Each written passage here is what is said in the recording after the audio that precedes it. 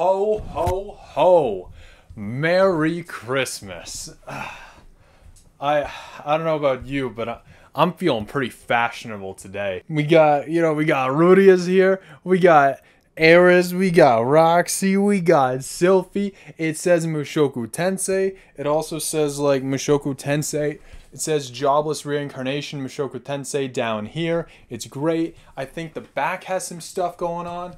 No, yeah, it does. Look at that shit. Look at that. Merry Christmas to everybody. I am very satisfied with this purchase. Yo, is that a mistletoe? Yo, we got a mistletoe on here. Someone got to kiss Rudy's arm. You know what's going on? What am I saying? So, anyway, let's just jump into things. This is Season 2, Part 1, Episode 11 of Mushoku Tensei's Skipped Content.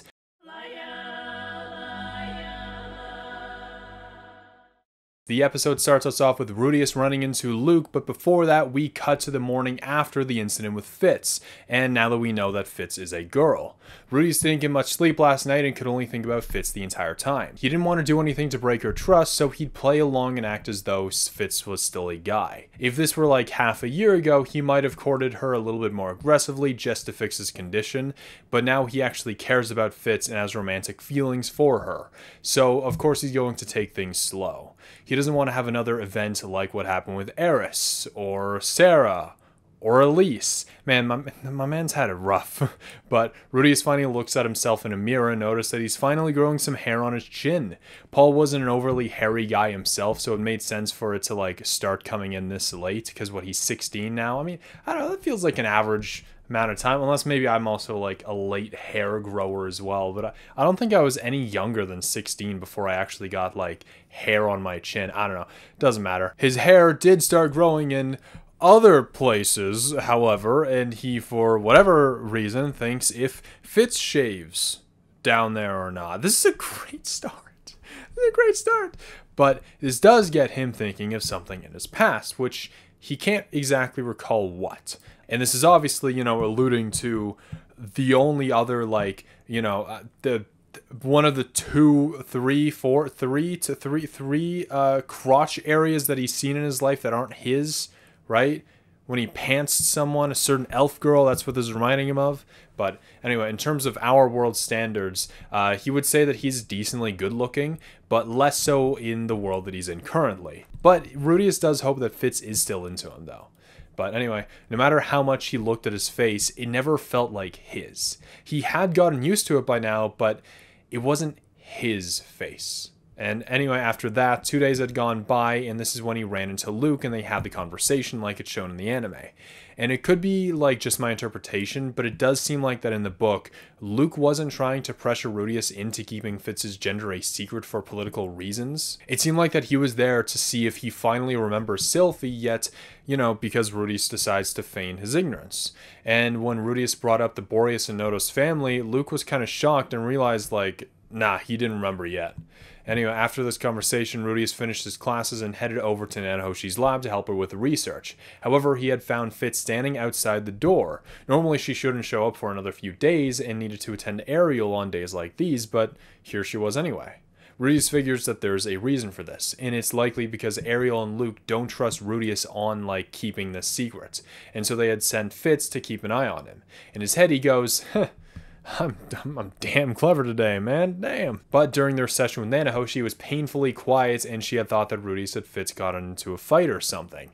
Fitz denies that, but in the end, Nanohoshi really doesn't give a shit. She doesn't really want to get caught up in any kind of minor or, like, extreme political disputes between people, so she's staying out of it. But after that, Rudius and Fitz walked back to the dorms together and split apart at the girls' dorm, as usual. And Fitz, however, seemingly wanted to ask Rudius something but decided against it and trotted off to her room. And sometime later is when we see Fitz, Ariel, and Luke talking with each other. There's quite a bit left out of here, so let me cover it.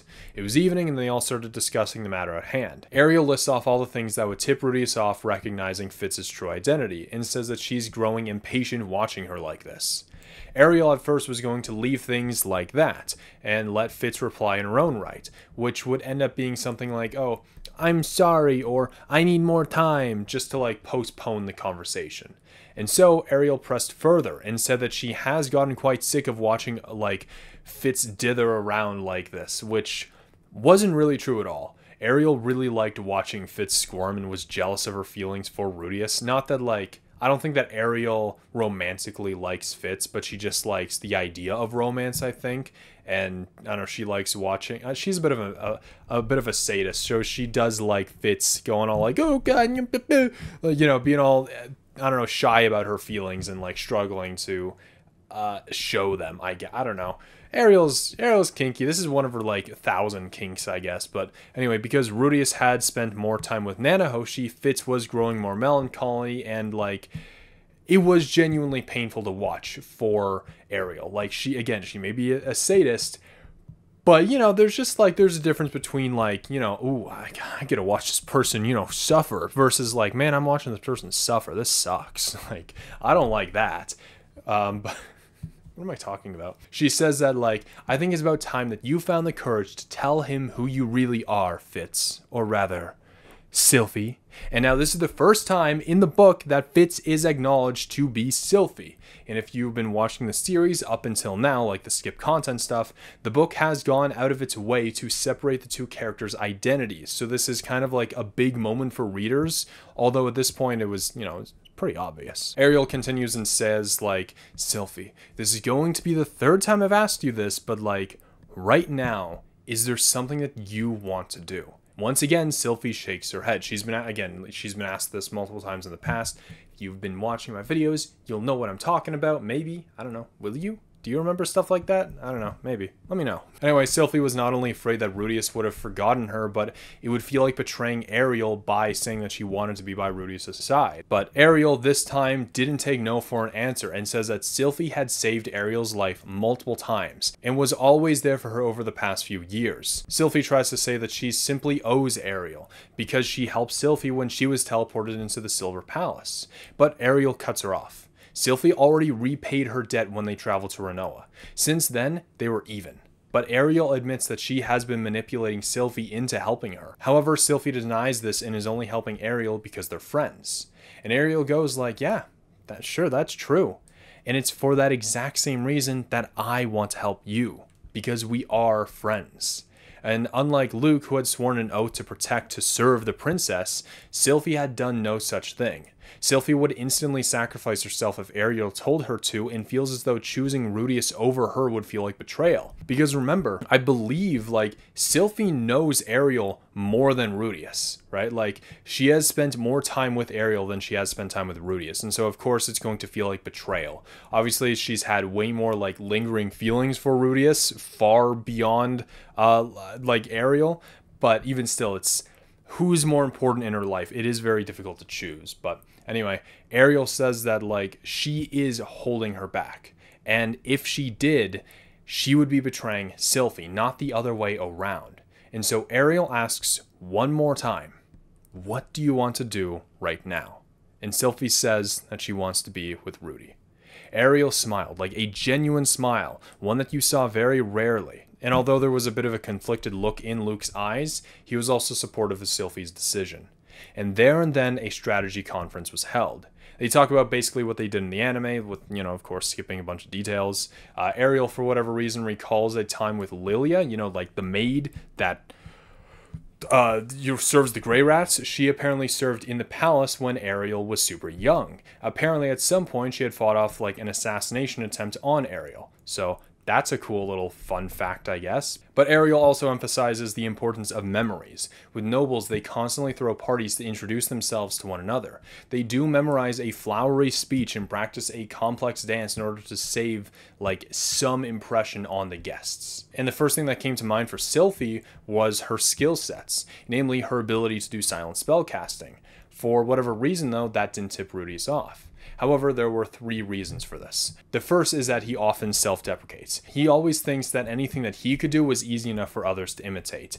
That wasn't until recently that he's starting to realize that that simply isn't true. And secondly, ever since his encounter with Ruijerd, Kishirika, Orson, and Batagati, he has thought that the world was filled with so many people far stronger than he was, and found it reasonable to think that there were many other silent spellcasters out there. And finally, there was Ariel herself. It would have been one thing for a regular student to be a silent spellcaster, but Princess Ariel's court mage knowing silent spellcasting? That just seemed reasonable enough. You know, I just realized that because I had my lights on like strobe mode, anytime I would cut, I'm sure that was probably a little annoying for you guys. So I wanted to have a cool special thing today, but I guess I can't. My apologies. Anyway, another interesting detail is that Sylphy had never told Ariel or Luke that her hair wasn't always white. She's just been afraid of admitting it, not because she doesn't trust the two, but for her own insecurities. Obviously, hair color is a pretty bad thing, you know, for that traumatized her a little bit. But first, Sylphy brought up the bullying memory. Ariel wanted to work with that, but she couldn't use like the average run-of-the-mill thug. They wouldn't last 5 seconds against Sylphy. But someone from Thunderbolt, however, who was currently staying at the city, that could possibly work. However, rumor has it that Rudius is quite friendly with them and they kind of know him personally, so this option doesn't really work. But as Sylphy was talking about her encounter with Rudius when he figured out that she was a girl for the first time, like as she got to the more like descriptive parts of the story, she looked over at Luke's, who like he promptly covered his ears with his hands. Like, man, what a gentleman. Like, say what you want about him, he is a gentleman. But on the outside, Ariel says like, oh, that's quite a nice story there. However, on the inside, she was like, yes, this is it. This is how we get them together. Like, she was freaking out on the inside. She was like, yes. But we obviously know what the plan is. We know how the anime goes, you know, whatever. And after that, they start to discuss exactly what it meant to Sylphy when she said that she wanted to be with Rudius. And Sylphy's like vivid fantasy was never actually vocalized like in the anime. It was only in her head in the book. And it was a lot more detailed as well. Like, it's 3 pages long. I'm gonna read it, but if you don't care about it, here's where you can skip to. It's somewhere on the screen. Settle down, kids. Santa Claus is gonna tell you a story. Sylphy, you told us that you want to be with Rudius, but I'd like to know what that means to you specifically. Sylphy considered the question. What specifically did she want from Rudy? What did she want to do with him? She wanted to be at his side, at least. She had been in love with him for quite some time, and those feelings had only grown since the reunion. But she sometimes indulged in some very specific fantasizing. For example, she had often daydreamed about what their life would be like after they got married. In these fantasies, the house they lived in was one that Rudy's family owned back in Buena Village, or at least one of a similar size.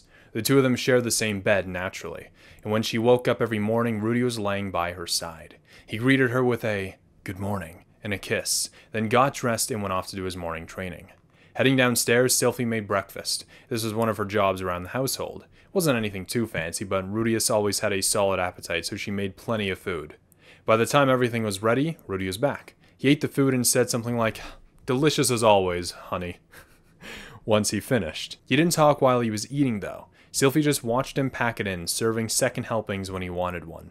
Once breakfast was over, Rudy headed off for work. Sylphy handed him a lunchbox and waved goodbye, then headed off to meet up with Princess Ariel. They both had jobs, just like Rudius' parents. She hadn't come up with a specific job for Rudy, but it was a fantasy, so it wasn't really that important. When Sylphy finished her day job and came back home, she ran into Rudy at the entrance. She smiled a little at the sight of her, brushed off the snow off her shoulders, and pulled her in for a hug. They then headed inside together and turned on the heating stove. Before long, they had a bath ready. Once they cleaned themselves off and warmed up, it was time for dinner. While Sylphy worked on that, Rudy was making figurines by the stove or something. Dinner was a little different from breakfast. Rudy was much more talkative, for one thing. He told her all about his day and the things that he'd seen at work. All of his stories were so amazing, too amazing for her to think up of in advance. She giggled at his jokes and felt impressed by his accomplishments. Once the meal was over, they spent some quiet time together on the sofa by the heating stove. Sylphy snuggled against Rudy, and he wrapped his arm around her shoulders. Sometimes they talked, sometimes they didn't even say a word. Before too long, they started gazing into each other's eyes, and their faces drew closer. Their shadows would overlap as Rudy picked Sylphy up in his arms, turned off the stove, and carried her to the bedroom. Oh god, we're about to get to the juicy part.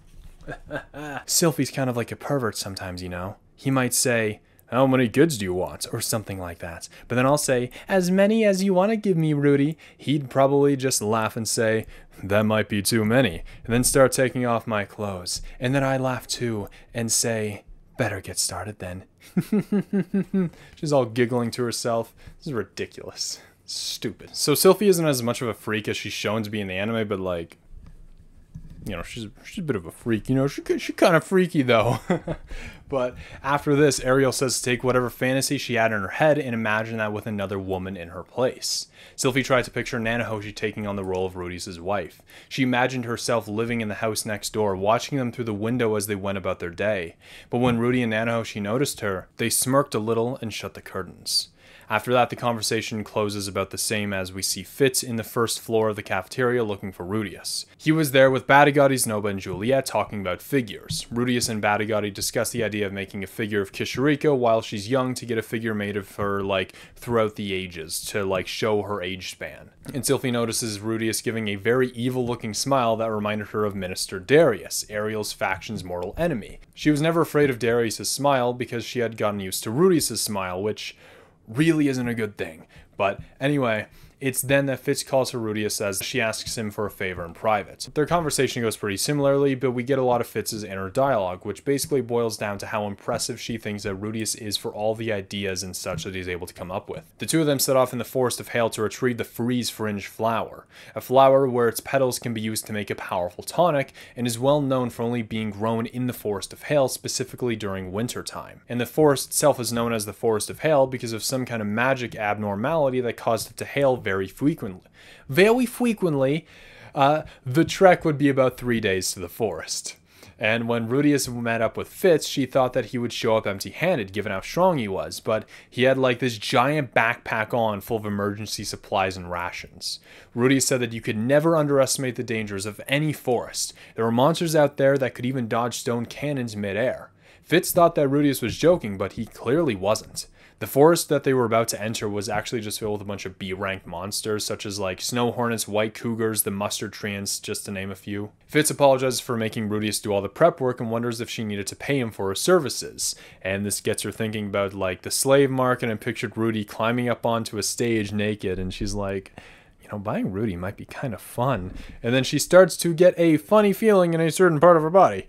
Which is cool. Like I said, the anime isn't lying when they it still showed that she was kind of kinky. But eventually they made their way to the forest. Rudeus was clearing the shoulder-high snow by melting it. However, there wasn't any steam coming from the snow. Rudeus said that if you carefully control the temperature, you can get it to just the right heat so it doesn't form any clouds of steam. It must have taken a lot of practice and control to do that. And they eventually start talking about his staff, and when he mentions Eris, Rudeus is a lot more somber about it compared to in the anime.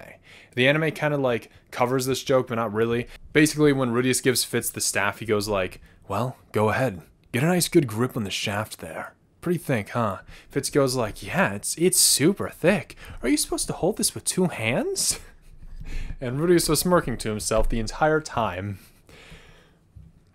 He really loves that's the second staff joke that he's had with her. Jesus Christ, that man. But after that, Fitz activates his ring, and from my understanding, all the ring does is communicate to people. The ring is a magical implement that Ariel always wore. When you spoke the keyword, Red Tower, the stone changed color, and so did the stone in the companion ring. The ring didn't work over very large distances, but right now the other ring was waiting for the signal right outside the forest. Once she gave him the signal, by changing the ring's colors, the two magicians conjured the storm. As Rudeus tries and fails to dispel the storm, he says that even without his staff, he should have been able to get rid of the storm without any problems. Unless... And it's here that he's suspecting that the storm wasn't natural, although he doesn't give it much thought, though. And again, Rudeus is much smarter than he is in the books than in the anime. It's crazy. But also, part of the reason why they went through with this, rain plan is because the main fur used in Renoa was snow hedgehog, which was good for dealing with snow, but when it came to, snow melting or rain, it quickly absorbed into the fur, weighing the user down, and in this case, freezing them. After this, though, they enter the cave. We jump back to Rudeus' POV as we hear a suspicion on the whole situation. However, an additional thought was left out of the anime had crossed his mind. What if Fitz was trying to kill Rudeus? Yeah, I'm pretty sure that's not what this plan was for. But I'll be honest, the cave scene itself kind of went beat for beat. All this the differences in what details they left out, but there aren't too many. Rudius carries the logs with him because it's an easy way to start a non-magical fire. Otherwise, he'd have to keep a constant stream of mana running if he wanted to keep it going. He actually blocks the cave's entrance and creates a hole at the top so the fire's smoke can escape. And he then used a combination of wind and water magic to get rid of the majority of the moisture from his clothing. However, he couldn't get rid of all of it, otherwise that would ruin the fabric. And the rule that he said about elves not letting other races see like them naked was a complete lie. Like, look at Alenalise, for example. And he does remember back to elementary school about a girl there. When he's thinking about wet clothes and everything and underwear and stuff. So for legal purposes, I'm not going to get into that. I don't want to talk about elementary school children in a sentence about that. You know, I don't want to go to jail. Yeah, to be quite frank. But as Rudius felt Fitz up as he was taking her clothing off, he mentions how soft her body is and how there's basically like no fat on her bones at all. And although her chest was modest, because of the wet clothing, you kind of tell that there was stuff going on. Yeah, paints a pretty picture there. But the underwear that she wore was white. And guess what happens to thin white clothing when it gets wet? I'm not going to go into details, this is a very horny part. Rudius then took off one of Fitz's gloves, which revealed one hand to have a burn mark from when she was younger and touched the hot stove. Do not touch the hot stove, you get a burn mark. Do not do that. And as Rudius had to remove her glasses, Fitz was looking at Rudius's tent that he was pitching. And apparently I'm going to read something to you. I reached for her sunglasses and took them off. Beneath, I found a familiar face, one I'd expected to see. Back in the day, I thought that he would grow up to be a real lady killer. My plan had been to latch onto him like a remora and snatch up one of the girls he passed over. That was how pretty she'd been, even when she was a kid. And now, she had grown even more beautiful than I'd ever imagined. Her features still had a hint of childness about them maybe, but beautiful was the only description that applied. Her eyes were sharp and clear, her nose was a little long, and her lips were slightly thin. I thought I saw a resemblance to her fellow elf, Alenalise, but somehow her face was more approachable and endearing. Maybe she'd inherited that from her human ancestors. Flipping page. Master Fitz? Yes, Rudy? The way she tilted her head to listen, even as she blushed, hadn't changed at all. I just really like the description just of how she was described, of the description. I really liked it. So anyway, then Rudius asked if her real name was Sylphy yet, and Fitz, or rather, Sylphy, shyly smiled and nodded. And then Sylphy confesses her love for him. Just what does Rudius say in return? I'm pretty sure you guys already know, since I'm a little late on getting these out. Of course, I'm still... Next core, don't worry, unless something drastic happens in life and I want to quit YouTube again for like the 6th time, I'll be able to like do some cliffhangers with these. It'll be cool. Next core, don't worry. It's like in April or something. Don't you worry. I'm going to tease the crap out of you. But basically, that's it for this week's Skip Content episode review thingy-mabob. I like it. Good episode. Good stuff all around. Good things. Good 10 out of 10. But anyway, if you enjoyed this video, give it a like and subscribe for more Mushoku Tensei content, and I will see you in the next video. Goodbye.